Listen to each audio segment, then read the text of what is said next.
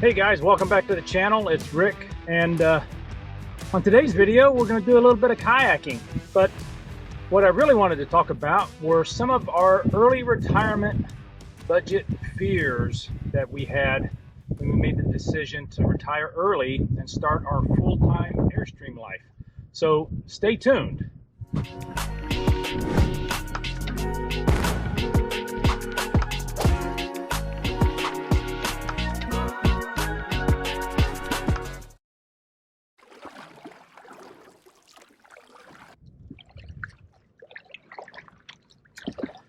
So guys, when Lisa and I decided to retire early, we had some of those same concerns that most people have when they're making a major life decision.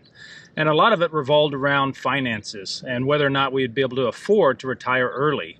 And when I say retire early, we're in our mid-50s, so I would consider anything before the age of 65 to be retiring early. And I use that just based off of that's when you qualify for Social Security and Medicare and those types of things, unless you take it early, your Social Security early at age 62. But with that being said, so one of our biggest fears, of course, in deciding whether or not we were going to retire early was, first off, are we going to have enough money to live on? And will our standard of living decline, or will we be able to maintain the same standard of living? And as we kind of looked at the budget, we looked at what our income would be in retirement, we kind of ran the numbers just like many of you do, and we kind of made the decision that just based off of everything that we knew at the time is that we should be able to afford to retire early and still maintain the same type of standard of living that we had hoped for. And that includes traveling full time, and then eventually we'll transition into most time travel once we buy us a home base. But like many of you, as that are considering retirement, these are things that you got to really kind of think through, and these are some of those fears that we all have when we're looking at the future and trying to make some sound decisions based off of the current situation and kind of the projected situation. None of us really knew that inflation was going to be at, decades high levels. None of us knew that mortgage rates were going to double in about a year's time. So those are all things that are unknown, but you have to kind of consider those whenever you're deciding whether or not you can financially afford to retire and whether or not it's going to meet your standard of living. So our second fear that Lisa and I had was going to be that I would potentially need to get a part-time job. And when we kind of thought about that as well, I thought, if I'm going to have to retire, if I decide to retire, I don't want to have to work again. That's not the intent of retiring. I would only want to work if it was something that I enjoyed, if it was a passion that I had that would keep me engaged with some type of personal growth. I didn't want to have to work because I needed the income. So that was one of our other fears. That was our second fear, was that we would either have to get a part-time job or something to that effect because we needed the money, not because we wanted a job, because we wanted some additional fulfillment or a new purpose in life. Our third fear, and this kind of really ties back into our first one about our standard of living would decline, but our third fear was that our retirement income wouldn't be sufficient. And as many of you know, I retired recently from the military after 30 plus years, and as I looked at that and we started weighing, well, what's going to be my military pension, and will it be enough for us to live off of? And if you probably did a 20-year career, it's probably going to be marginal. You're probably going to have to find a second job. But Lisa and I, because we enjoyed our military lifestyle so much, that we ended up staying in for over 30 years. And when we went back and looked at what our retirement income was going to be, and we ran the numbers, we were pleasantly surprised that it looked like that we were going to be able to afford to retire early and not have to find a second job. But that was probably our number 3 fear, was that our retirement income wasn't going to be enough.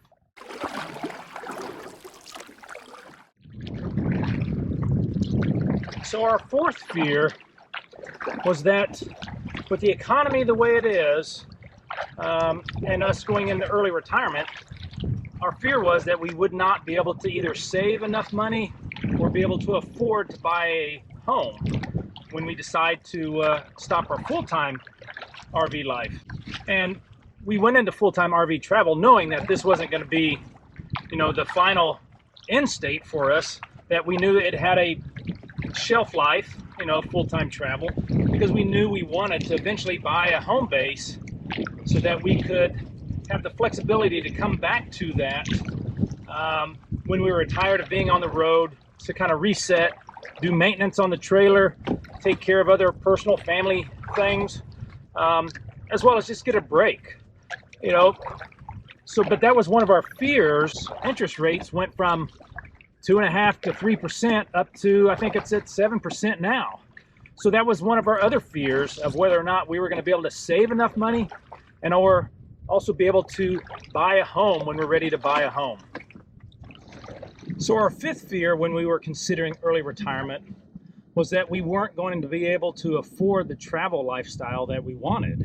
And that was to be able to travel to places that we've never been, to travel when we want to, for as long as we wanted to, and also to then do those adventures or exploring at those destinations that attract you to those locations, such as Acadia National Park, or some of those other locations. But after we made the decision to retire early, we just really kind of budgeted in and overestimated what we thought some of our travel expenses were going to be. For example, I estimate $50 a night for camping fees. That's roughly $1,500 a month. So far in our first 6 months, surprisingly, we've been averaging right around $30 a night. So a substantial savings. Gas, we tried to estimate about $600 a month for gas. And I think we're probably right about that price point in our budgeting.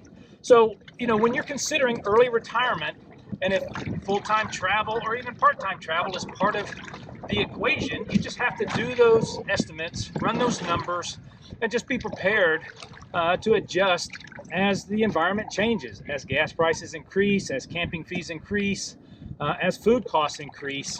But there are ways you can cut back on that. Don't eat out as much. Eat out once or twice a week instead of 4 or 5 times a week. When you travel, stay at a location longer,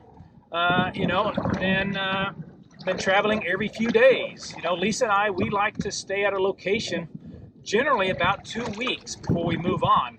Some places we stay a month, some places we only stay a week. But that allows us then to also save money on gas, and you can also get a better rate on your camping fees. So that was our 5th fear, and that our early retirement budget wouldn't allow us to maintain the travel lifestyle that we wanted. Okay guys, so that's going to do it for today's video. Thanks for coming along. Hopefully you enjoyed this content. If you have any questions about early retirement, please drop them in the comment section below.